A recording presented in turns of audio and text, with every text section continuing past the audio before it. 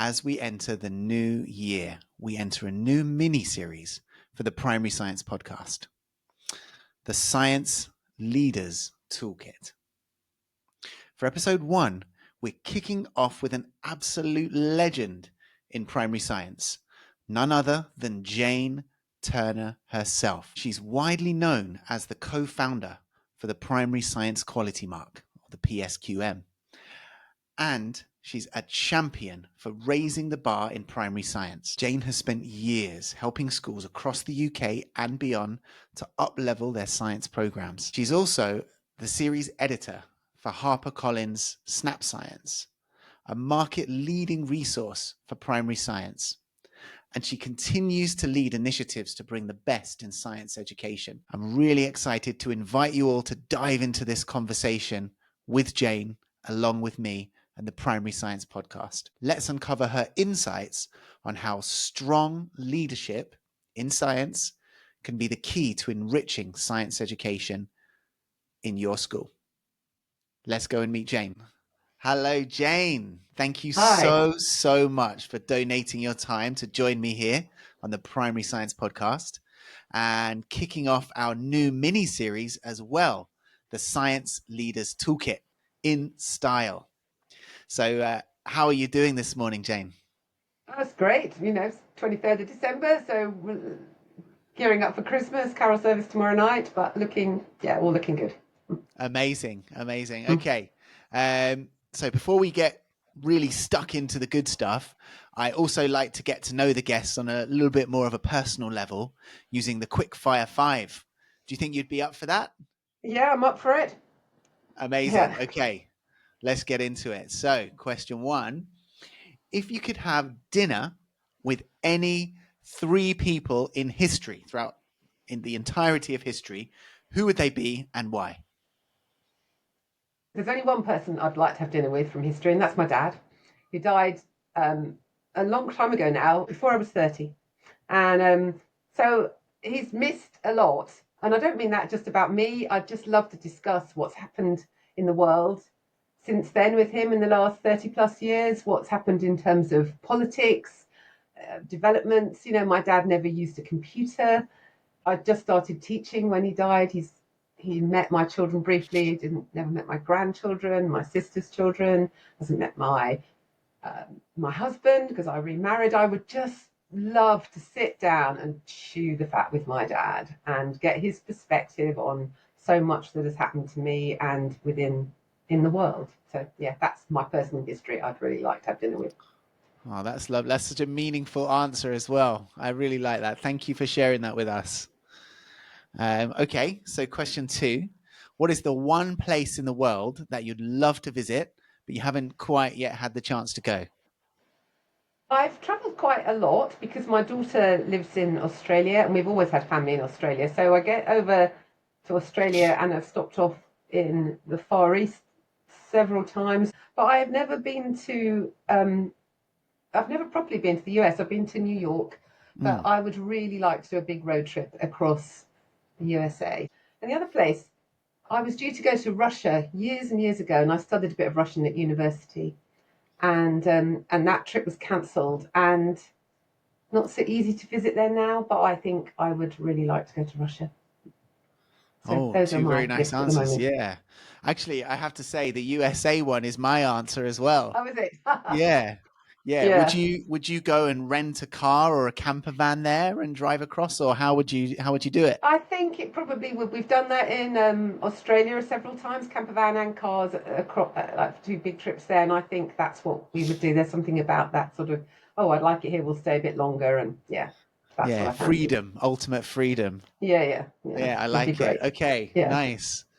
So for question 3, what is your favorite thing to do on your day off? How do you spend your days? I really like a day out where my husband and I, we just go somewhere new and we walk.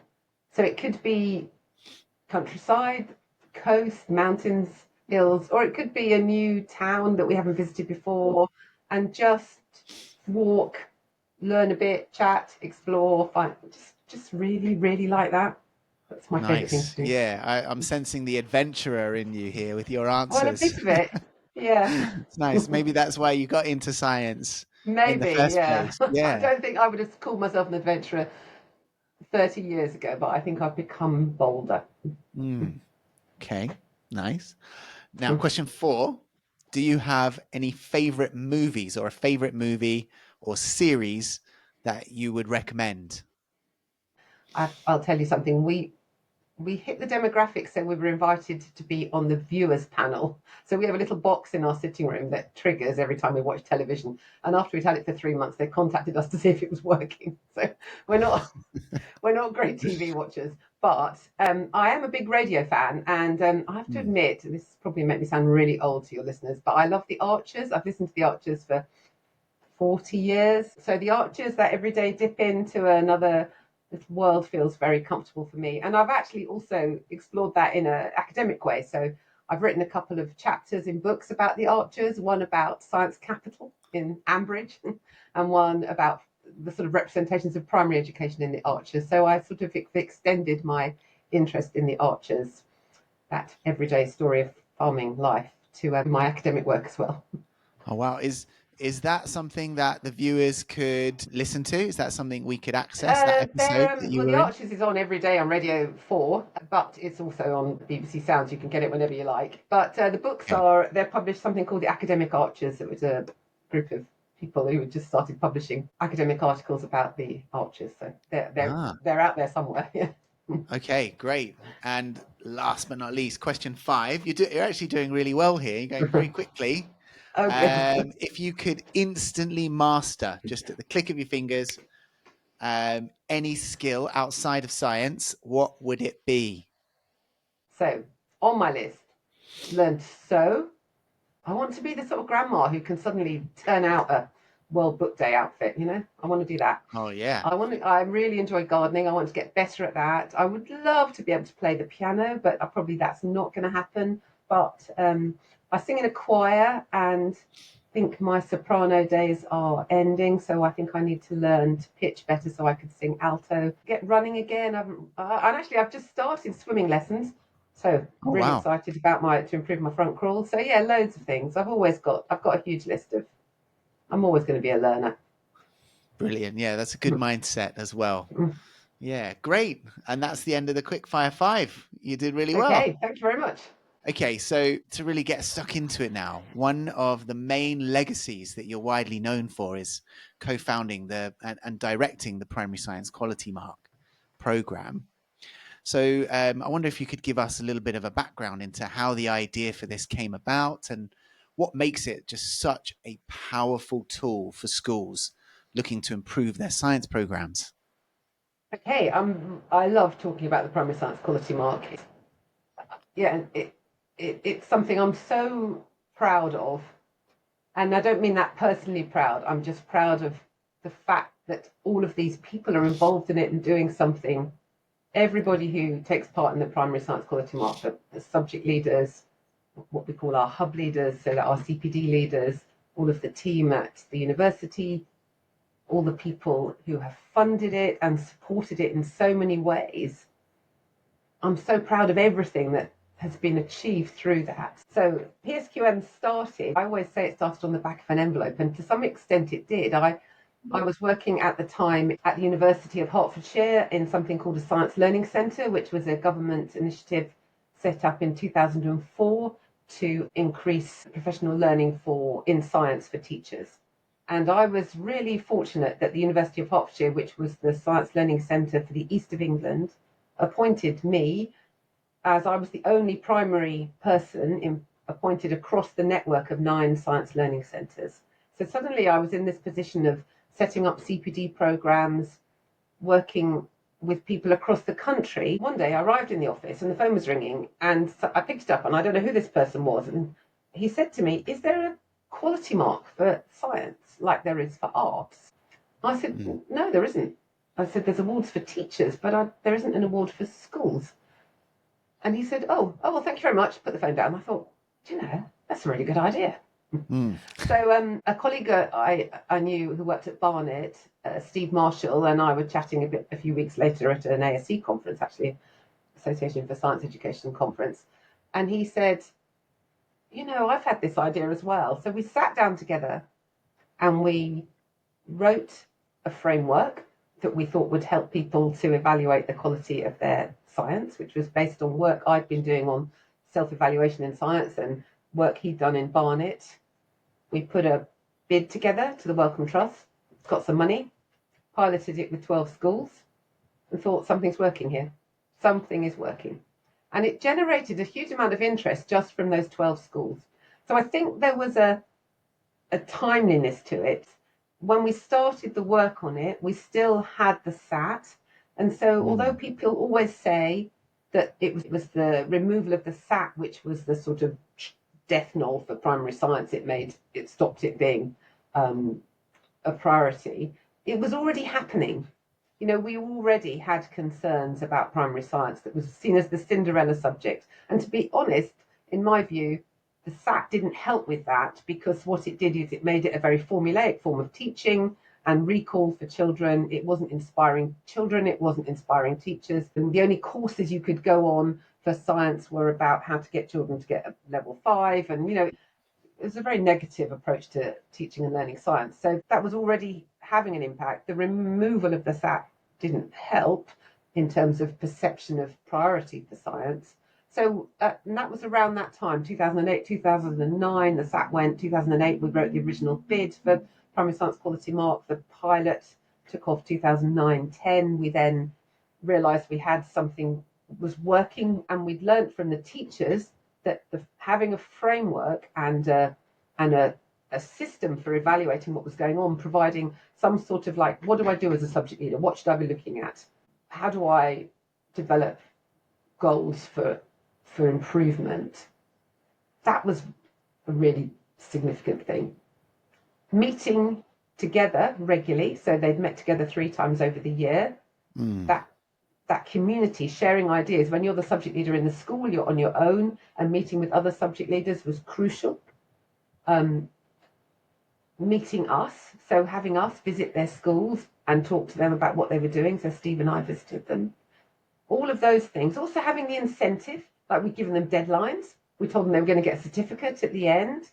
That helped. So these things together, we thought we're onto something here. So we then revised the programme, because we obviously didn't want boxes and boxes of stuff arriving. And we just could see that was an enormous workload for teachers as well. So we developed a model where we identified what were the core things that they could use to really evidence the impact that it had on children's learning. We recruited other people to work with us who became our hub leaders, so we could work on a more distributed model. And we went again, this time with 60 schools, mostly local to the east of England, and some in Stoke we tried, so that we could try it on a more distributed model, or a distance model. And equally, it was really effective. And by the end of it, I had people saying, we want to do it, you want to do it, can you have it in our area? So went back to the Wellcome Trust, who gave us a good chunk of funding to roll it out. And that was a significant achievement, because 3 years previously, when I'd first gone to the Wellcome Trust, I'd been told, you will never get any money for primary education. Primary science doesn't get money. Well, we proved them wrong, because we were having something that was working. And from then on, PSQM just grew. So we now work with over 500 schools a year, and have done consistently for the last 7 or 8 years. More than that, actually. We've worked with 15% of schools in the country. We have the most fantastic team of over 100 hub leaders. We work in local hubs. We provide schools with a really clear framework for development. They work with their hub leader. They attend 6 professional learning sessions. The whole framework for PSQM is based around the idea that you use our framework to help you identify what science what science should look like in your school, what it could look like in your school. We encourage our subject leaders to be visionary, and the vision is crucial to us. Actually, we are expecting every subject leader to really personalise that for their own school. What do we want science to look like in our school for our children in our context today and in the future? So they put that vision together, they construct an action plan to implement that vision using what we call our principles of practice. So what are the key things you're going to do and what will it look like? So what are the things that really guide your practice? So forcing teachers to think for themselves. And that sounds, I don't mean that in a patronizing way, but we have developed a very compliance culture. Teachers are told to do so much. And I really feel that we've, over the last 10 or more years, teachers' professionalism has been chipped away at. As a very good friend of mine, Mary Jane Drummond, would say, those moments in teaching when we just say that won't do, when we know it's not been good enough, because it doesn't meet something internally that matters to us, something, there's a sort of moral judgment, but there's more than that. It's a judgment around, I know this isn't the best practice here, this isn't working for those children. And this isn't really the science I want children to be learning, or this isn't the attitudes I want them to be developing. So we ask teachers to think really hard about their own principles. What do you think makes science good in your school?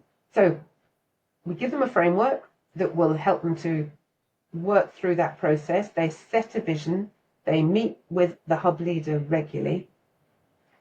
They assemble evidence of the impact that they're having. So we're looking very much for impact on pupil learning, the impact of effective leadership. So what is it that leaders need to do to make that learning really good in the school? So we will provide the input around leadership, we will provide the support for evaluation, and then the subject leaders go off and do it. And then they demonstrate the impact that really reflective, evaluative, informed approach to subject leadership has had on the learning in their school. So then they submit evidence of outcomes. So what does it look like? What does learning look like now? And not just learning from the children, but what are the teachers like? What are the attitudes like? How do people talk about science? What are people doing?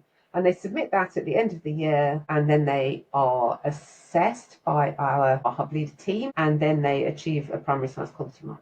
And there are 3 primary science quality marks. So majority of our schools achieve primary science quality mark, the primary science quality mark, which is for schools where the impact of effective leadership is beginning to be evidenced.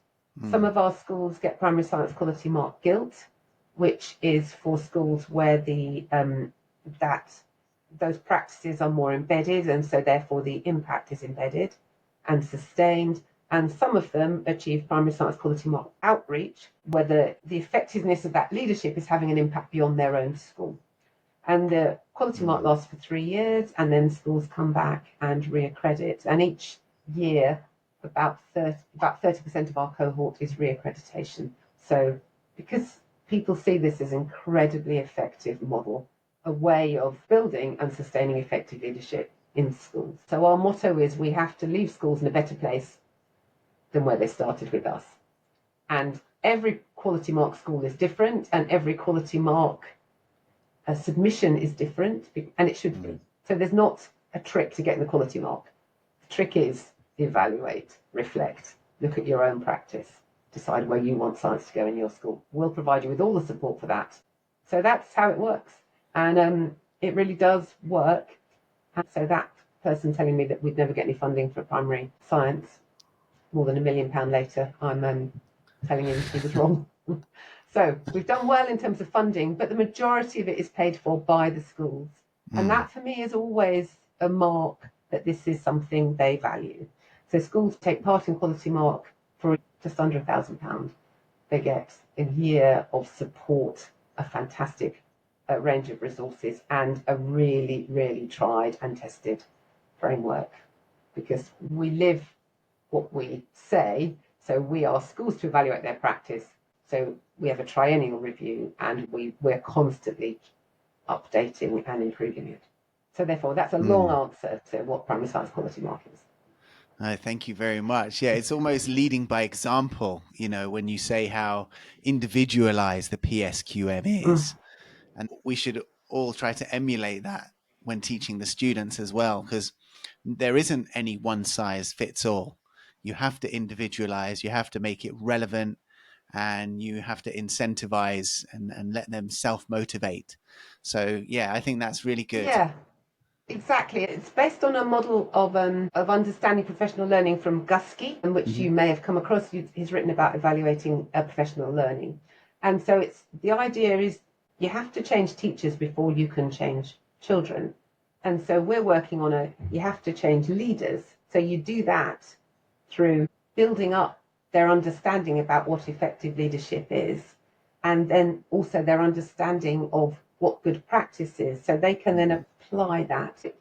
It's always so heartening when you read a quality mark submission, and we've read thousands and thousands now, where they talk about the changes they see in their colleagues and the changes they see in the learning and the changes they see in the culture of the school and the senior leadership and the parents. And then they say, and I'm like a different person, my confidence. And that for me is why I'm so passionate about it, because it really does change people.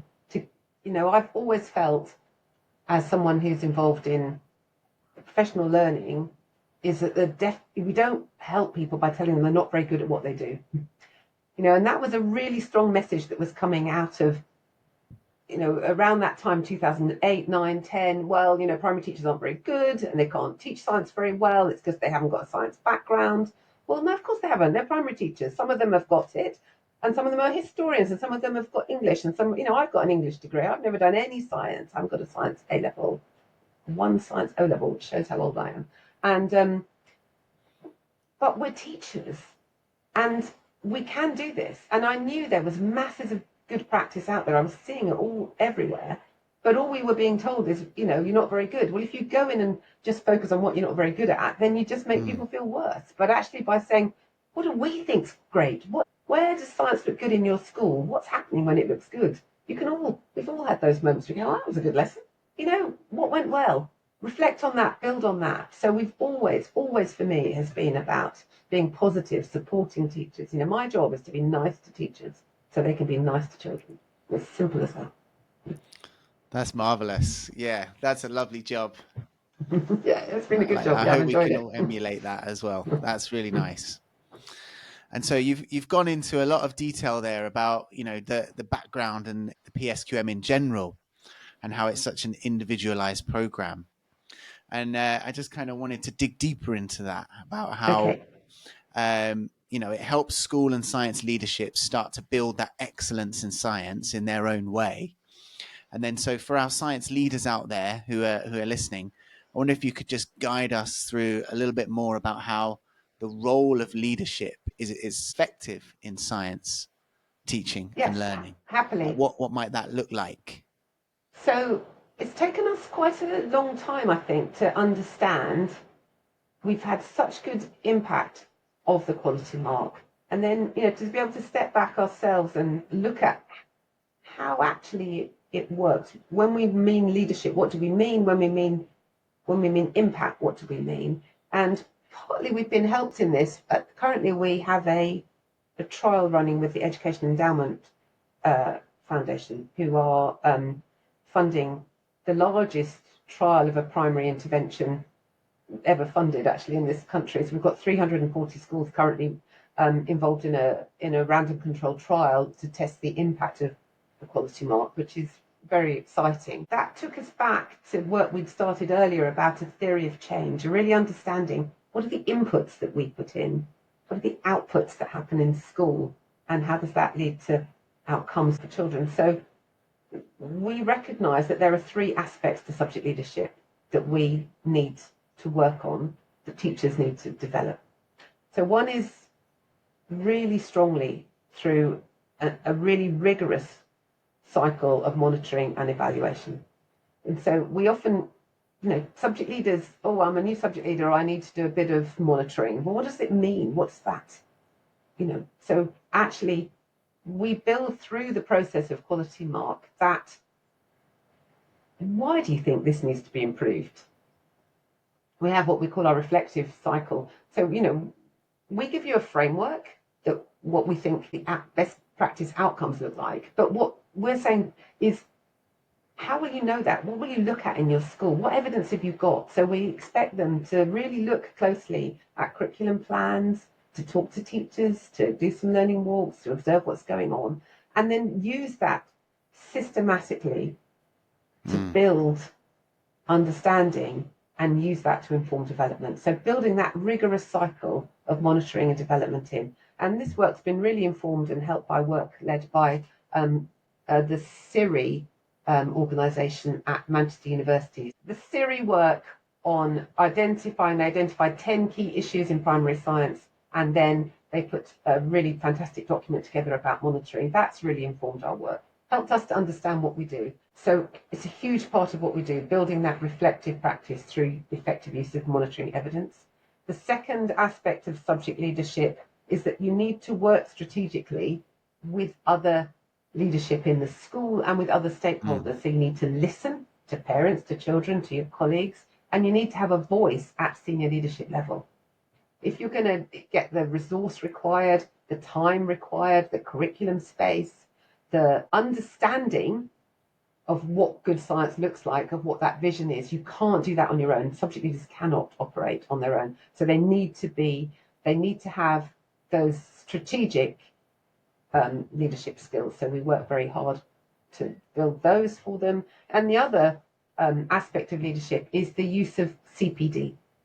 How do we actually build professional learning into our development plans? So it's having a much broader understanding about what we mean by professional learning. What's the support for professional learning that is being provided in that school, and how is it being used instrumentally, and how is it being evaluated? What's the impact of it? How do we build on it? So those three aspects of monitoring and evaluation, strategic leadership, and effective use of engagement with CPD. And CPD, so we mean that in terms of what professional support is the subject leader providing, either themselves or by bringing in other agencies, or just by providing themselves, I mean those one-to-one conversations, the shared teaching, all of that.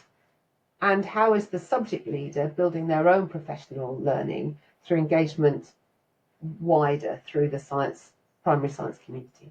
So those are the three aspects that we really work on.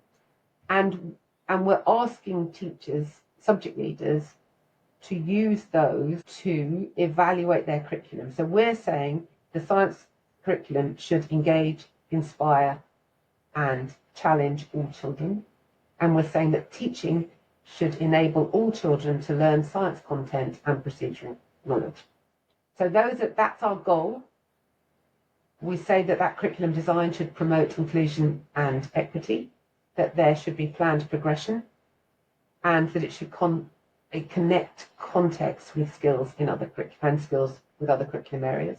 We're saying that teaching should encourage children to ask questions and express ideas, that teachers should be using approaches and resources.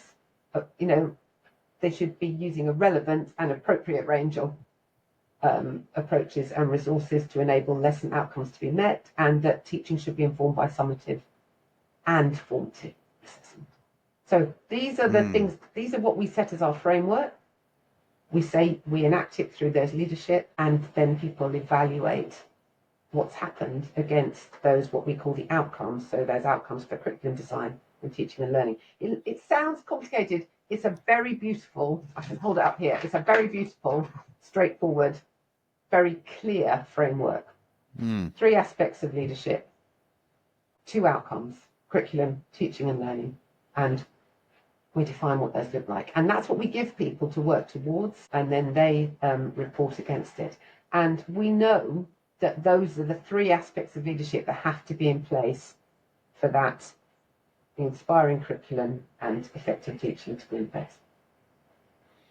Brilliant. Thank you very much. Yeah, it's like a masterclass here in primary science. I love it. Well, it's, we've been working now for well over 10, 15 years. And so we've learnt a lot.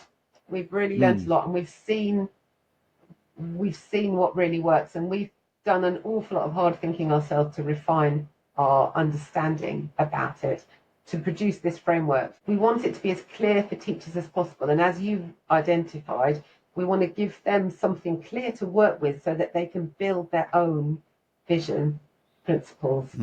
Science is unique to their school then. Lovely. Thank you, Jane.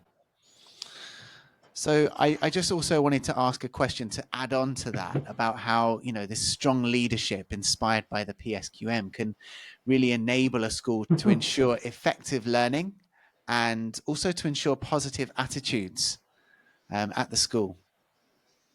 Yeah, I think it does it in a number of ways. It builds confidence. So if it builds confidence in the subject leadership, so the subject leader becomes more confident in their own knowledge, in their own practice, that then builds confidence across the school. If children see teachers enjoying teaching science, learning science, if they offer a more varied range of pedagogies, if they are enabling children to make those connections with their own lives, which, building that equity and inclusion is absolutely vital to make sure that all children can see themselves represented in lessons. This is something for me. That confidence makes such a difference. Confident subject leadership builds confident teachers, builds positive attitudes. Structure and systems, I'm afraid we're really hot on that. You do need a systematic approach to monitoring, use of evidence, development, reflection. And the third thing it builds is community. So we often hear people tell us that, there's a buzz in school. People are talking about science because I've been doing the quality mark. We've had staff meetings. People all know what's going on. There's a buzz around it. The parents know, the governors know. So it builds a community within the school, which is actively thinking about the children's science learning and the experiences they're having. But it also connects schools. So if you think we have generally between 6 and 10 schools in a local hub, so that subject leader is working with subject leaders from local schools, but they're also connected through the primary science quality mark with all the other subject leaders who are taking part in the programme. So we have a lot of online sessions for teachers, which they join in. So that can be not just with their hub, but will be with teachers from across the country. Helen, the current director, and I pride ourselves on being very well connected across the sector. We're able to bring other expertise and knowledge in to our quality mark schools and then connect them out.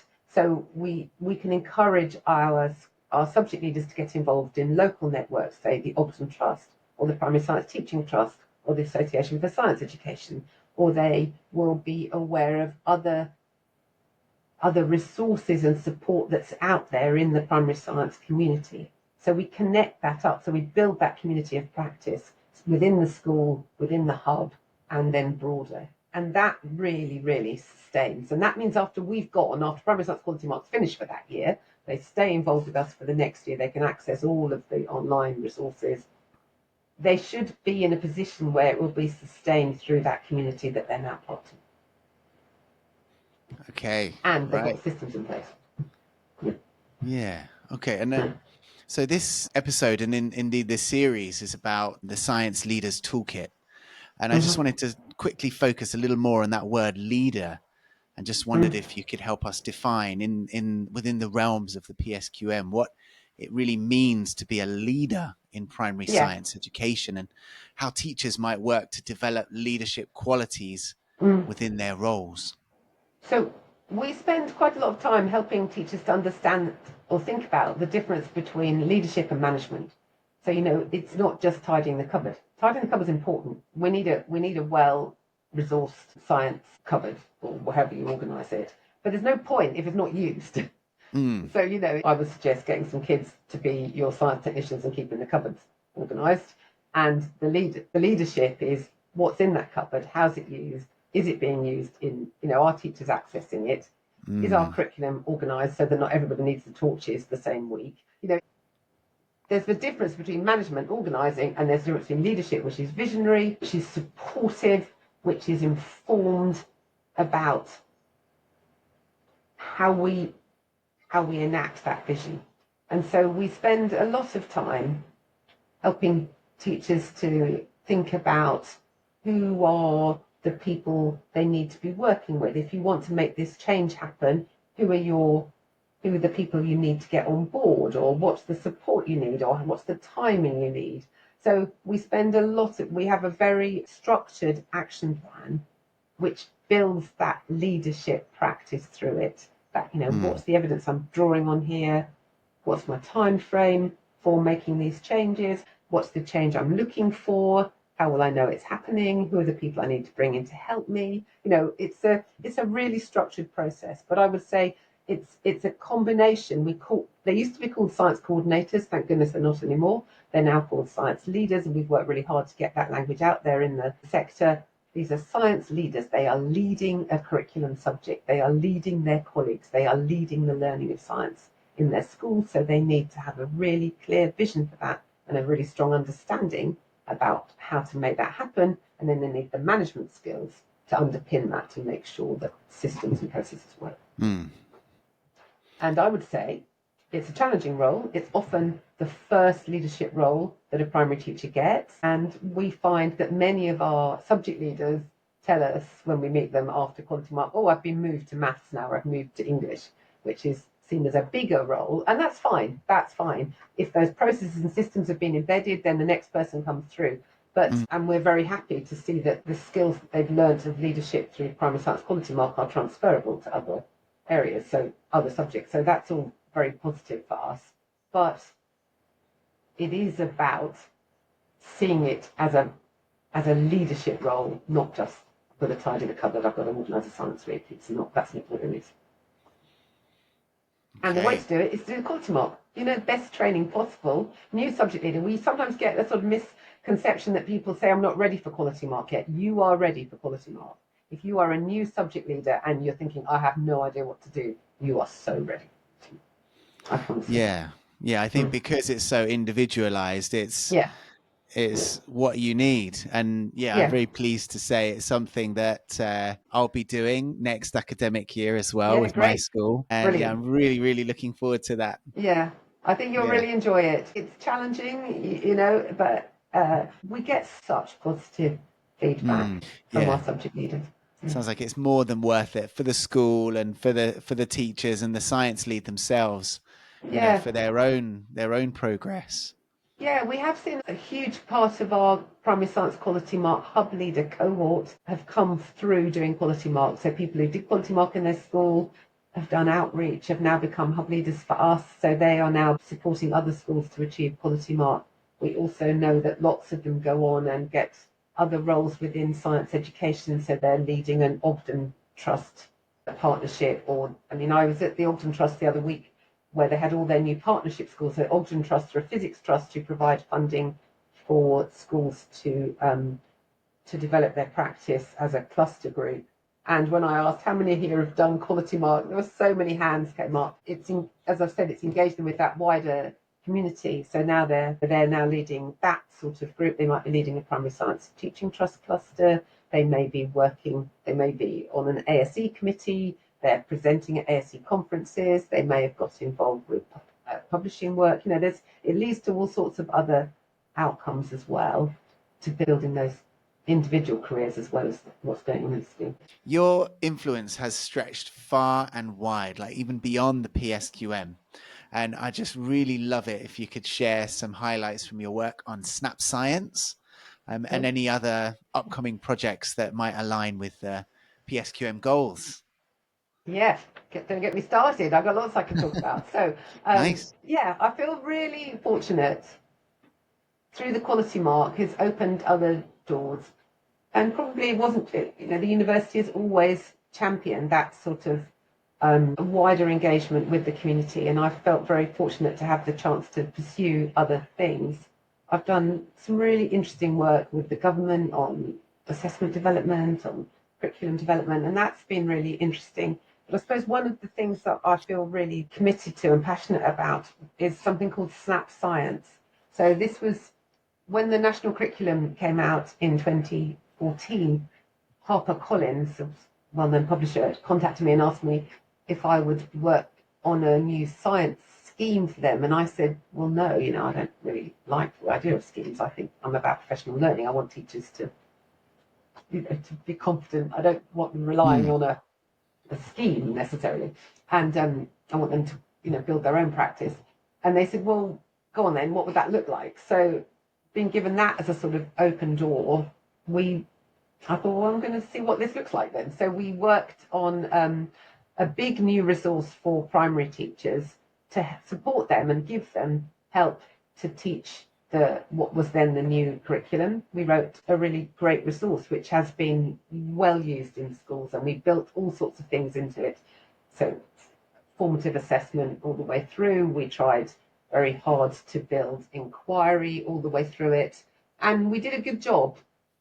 But like anything, we could have done a better job. And then 10 years on of teaching that national curriculum, or about 8 years on, teaching the national curriculum, we'd seen so much practice and we'd learnt a lot more about how that curriculum worked. So I was absolutely delighted when HarperCollins came back. I mean, I've worked with them in the interim a lot, and said, right, we think it's time to revise it. And I've been telling them this for a while. So we then wrote a revised edition of Snap Science. And that really, I had the most fantastic author team, all of them through Primary Science Quality Mark and the Association for Science Education. So colleagues I really value. And between us, we've had thousands of hours working with schools and with student teachers. So it was a fantastic opportunity to produce a resource which embodied all that we've learned. And so one of the first things we did was something I've been wanting to do for a long time, was we sat down and we took the whole national curriculum and we rewrote it as steps in learning. So you have those big baggy statements that encompass a huge amount of conceptual knowledge. And then you go, well, and I've been with teachers and they're trying to teach the whole thing in one lesson. They're going, no, come on, where's the steps here? To understand, so for example, that statement about at the beginning of the forces at year 3, to know that some forces are non-contact forces. You can't start there. You can't start there. You have to have established what a force is, what a contacting means, what non-contact, all of that. And so actually, what are the steps that lead up to that statement? What are the steps that lead up to the statements around plant growth in year 5? What has had to have happened at year 1 and year 2 and year 3 and year 4 to be able to engage with that? Now, obviously the national curriculum is structured to a large extent, but you need to break it down. So to be able to break that down into those steps of learning was incredibly powerful, and then write a sequence of lessons which could build in all that we know about appropriate pedagogies for that idea, for that topic, for that bit of learning, was just fantastic. And it was really exciting. We slimmed the programme down. We were able to write exactly to those learning steps with explicit teaching of working scientifically. We've been really informed here. I think the last Ofsted research report that came out in 2022 was really helpful to us for that. So we were able to be explicit about our teaching of working scientifically in terms of the skills children need to be able to build an understanding of how scientific knowledge is built, but also the practices of science. So that knowing how they answer questions. So it's not those skills just of measurement and observation, but the skill of knowing this is an observation over time, or this is a identification and classification inquiry. This inquiry is going to require me to collaborate with other people. This one is going to require me to get data from elsewhere. So it's that knowledge of how the practices of science, as well as the skills of working scientifically, to build all that through, to really think about formative assessment, so build that in as probably more strongly than we did the first time, and help teachers in a very simple way to use that to inform summative judgments, to make sure that every lesson starts with a what do we know already, building on, building on, building on. And also, I think we are so much more aware, and I'm a bit shamefaced to admit that really, than we were 10 years ago, of the need to build sustainability throughout. And from a really sort of instrumental level of, no, we're not using single-use plastic in class activities, we're not, we're minimizing waste just at a sort of functional level, but also, why is it important to learn this? How will it help us to lead better lives? How will it help us to look after this planet? So building that in, and also being much more explicit about equality and diversity, making it clear throughout every lesson that there's no child who couldn't take part. So not saying things like home, in your garden, ask your grandparent, or I know other people on your podcast have mentioned the primary science capital teaching approach, and that informed us hugely in our revisions of SNAP. And so that's been built through. So yeah, I'm really proud of SNAP because although it's a commercial product, it's the very best that there is, distilled through the most fantastic authors into a really, really great resource. The second thing I'm really proud of at the moment, about to come out, and I'm very glad to know that you're already interested in buying it, is the second edition of It's Not Fair. It was called the ASC Guide to Primary Science Inquiry. So this was a book that first came out in 2011. And that was initiated by the ASC Primary Science Committee, of which I was a member at the time, because all we saw in schools was fair testing, which, if you remember the old national curriculum, that was sort of implied that that was the only way that children did science. And it was totally inappropriate. And for so much of the conceptual knowledge that we wanted children to learn, you weren't going to learn it through doing a fair test. And fair test is not the only way to answer scientific questions. So we wanted to provide guidance on other types of science inquiry, and we were drawing on work carried out by the Axis project in the late 90s. And that had talked about other inquiry types. So we then wrote It's Not Fair, saying that there were 4 other ways for children to answer scientific questions: observation over time, seeking for patterns, identification and classification, and research using secondary sources. And that then became incorporated into the national curriculum. Like, oh well. So then you've got a national curriculum, which I suppose we were involved in the development of. So then it becomes, you've got to teach the 5 inquiry types. It becomes established practice. It was interpreted and exemplified by all sorts of organisations into their own resource development, by authors, and of course in thousands of schools across the country. And we saw in those intervening years since the 2014 how this was led to some really good stuff and also some unintended negative consequences. And then the research review for Ofsted, I think, really helped us to clarify further the difference between inquiry skills, so the skills of measurement, observation, prediction, all of those, what I would call the skills. It helped us to clarify that from the practices of science, recognizing that the inquiry types fit into that group. This is how scientists gather knowledge. The skills are what they do to do that, but the how is the understanding how to phrase a question, what type of inquiry we're going to be doing. Also, the link between conceptual knowledge and disciplinary knowledge, the link and also the differences. So that was really important to us. And it helped us to clarify why inquiry types were important, and also to understand why some of the misconceptions were happening.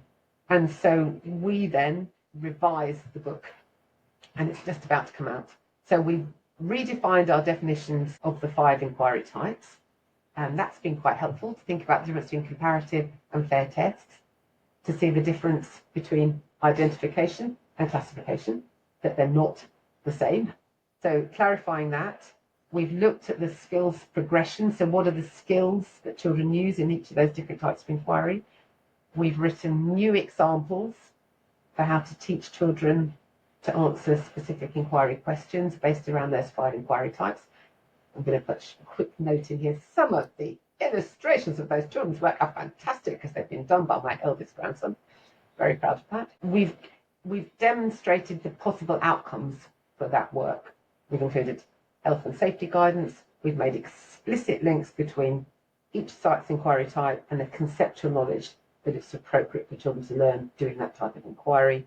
And we've given loads of other suggested questions. So it's a total revision. It's been the most satisfying thing to work on because it's been led by Liz Lawrence, who is brilliant, utterly brilliant. I've worked with Liz a long time, and she's led this work through. And it's just enabled us as a group of authors to really sort our own thinking out. And we're very excited. We think this is really going to help teachers I know lots of your podcasters already have mentioned It's Not Fair. It's become a seminal text. It's used across universities. It's used in lots of schools. This revision, this new edition, I think is going to be even more popular because it does clarify some of the things that just through observation over the last 10 years we've seen have not been clear. So that's coming out. So yeah, that's exciting as well. So I suppose those are my two most exciting projects. Brilliant. Yeah. And it's really interesting there. I see a running theme between PSQM, Snap Science, and It's Not Fair, because as well as putting a lot of your own experiences and your extensive knowledge in there, there's always that element of getting feedback, making revisions, looking at evidence, and actually, these are evidence-based approaches. And it's not just what Always. someone thinks. It's No. really stuff that works, and that's really encouraging as well. And the question we always say, the PSQM question is, so what? So what? What have we learned? What do we do now? That's what we do. Evaluate, improve. Yeah. Yeah. Constantly pushing forwards to the future. And that actually leads me on to kind of my last and final question here. As such an impactful leader within primary science yourself, I was just really curious to ask you about your insights into the future of primary science in terms of where we should all be heading and what trends there are in primary science education that you find the most promising for the future. Yeah, that's a really good question. We're at an exciting time at the moment, and I'd always say exciting rather than challenging. But it is actually both. In England, we've got a process of curriculum review taking place, so the consultation has now closed, but the government has asked us to give feedback on the national curriculum as they start the process of review. And that is a positive thing. It's also quite depressing to read the questions on their consultation, which don't include science. We as a generation, and the generation that we're teaching, face huge challenges ahead, and science is the way to solve a lot of these, and that's not represented in that curriculum review. It's also it talks a lot in the curriculum review about social equity. It doesn't represent anywhere all the work that's been done, led by Louise Archer and her team on Science Capital, to see that by giving children a really strong foundation in science, we open children's own individual economic future as well as their future as good citizens. And that is sort of depressing that it's not in there. I think there will come positive outcomes. I think there will be some reduced content, but I worry about this idea about knowledge rich, because obviously it's knowledge, but what type of knowledge and what's the point of that knowledge? And I suppose the work that's really influenced me in my thinking about the curriculum review, and it's what I drew on the response I wrote on behalf of the Primary Science Quality Mark to the government curriculum review, is a piece of work I led for the learned societies, so for the Royal Society of Chemistry, Royal Society of Biology, and the Institute of Physics and the ASC. Well, those three learned societies, and then came together with the ASC. Individually, the three learned bodies had written a framework for a curriculum for physics, chemistry, or biology for secondary. What would that look like? If they were in charge of writing it, and obviously they would be called on to give support to the government team, so what would it look like? And then they came to me and said, oh, we haven't really thought much about what happens before 11. So could you just write the primary bit, the little bit that comes first? And we went, oh, that's not how it works, Primary is all of this, everything, the whole world. Children are interested in the whole world. It just gets narrowed down when they get a bit older. I was literally set the challenge 3 or 4 years ago now. What would a primary science curriculum look like? And so I got a great group of colleagues together, and we decided that what you need to do is have a curriculum that is based on purpose. And science gives us a very clear purpose. We're teaching children science so that they can live better lives and enable this planet to be healthier. And if you start from that idea of global citizenship, a place where all children flourish, take their place in the world as informed and responsible citizens, ready and able to meet the global challenges of sustainable and equitable living, then your curriculum falls out of that. Because obviously there's stuff we want children to learn. There's stuff they're just entitled to learn because they're 8 years old and it's fun and it's interesting and relevant. There's stuff that is really important they learn about, like to brush your teeth and, just stuff they need to know. There's stuff they need to know because if they're going to go on and do science later, it's absolutely crucial that they have those fundamental experiences and that core knowledge and understanding. But they need to recognize where science fits and why it matters and why it's important. And so by reshaping a curriculum so that that purpose is clearly understood and shared by teachers and learners, that's where our opportunity lies at the moment. I've learned a lot from working with colleagues at the Institute's Physics, Chemistry and Biology about, there's stuff that we need to get right at primary, and there's stuff that actually we can leave because they'll do it again at secondary. We need them to learn about electricity because they use electricity every day in their lives, and they need to have and obviously children love it, don't they? Making circuits and making things light up and move and all of that, and that's great. And we need them to understand that, and we want them to have that experience about there's some big ideas in there about the complete circuit, and some things conduct electricity and some don't. There's some, and actually by changing the components in the circuit, that's all fine.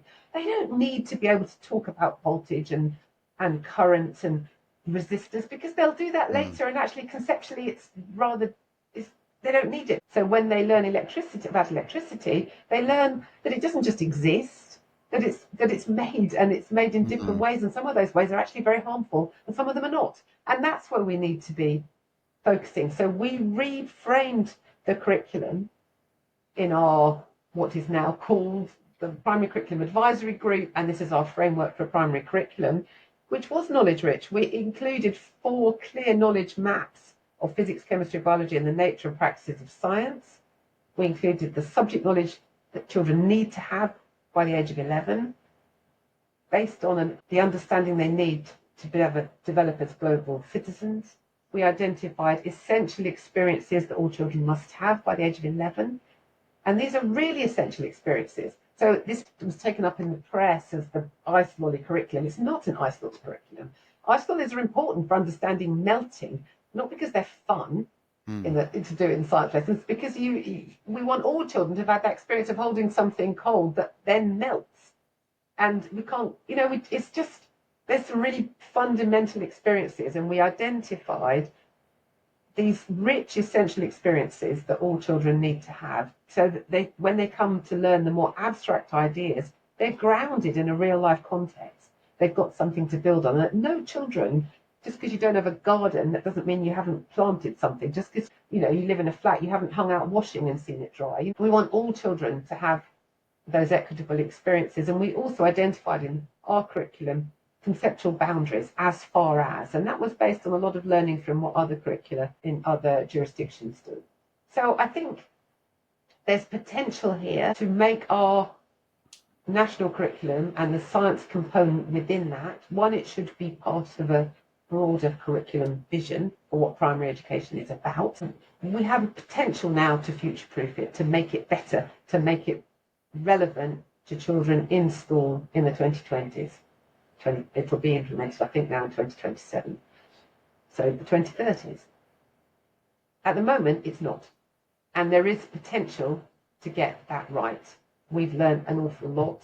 The world has changed since 2014. There's a lot of expertise out there. So if we get it right, if the government asks the right people, if they listen to what teachers say, then there is potential to reduce the content, increase accessibility, personalise that curriculum, make it context appropriate, and to build in the global significance of great primary science education. So that's my hope. There you go. Brilliant. Thank you very, very much. That's very exciting. And I do look forward to 2027 when we get to see this this Yeah, change? it'll be out, I think, 2026. They'll issue their report I think issuing their report from the initial consultation, it keeps being put back, but it'll be next spring. But there's potential here, and there's so much expertise out there. Primary teachers, make sure your voice is heard, and one of the ways I would really recommend to do that is through the Association for Science Education, because that is an advocacy organisation. So that speaks on behalf of teachers. So you pay your £45 membership a year, and you are part of, as well as all the resources you get access to and the great conferences and local and national events, and your voice then becomes part of that professional voice. And that is the way, and the ASE will be, that's how I got involved in the primary science, in this curriculum development work. The ASE voice will be heard. So make sure that you take part, join the ASE. If you're a subject leader, you should be part of the ASE and have your voice, make sure your voice is heard. Brilliant. Thank you, Jane. It's been an absolute honor having this chat with you today. And I really do just want to say thank you from myself and from all of us for all the time that you've put in to this conversation and all of your insights. Thank you. I've really enjoyed talking to you. It's a great initiative you're doing here. And I am the biggest champion of primary science teachers. I think they're amazing. I think they do a fantastic job. And I will always champion them. Thank you so much, Jane, for inspiring us all to step up, think big, and keep science at the heart of what we do. That's it for today on the Science Leaders Toolkit mini-series, and I'll see you next time for episode 2 on the Primary Science Podcast.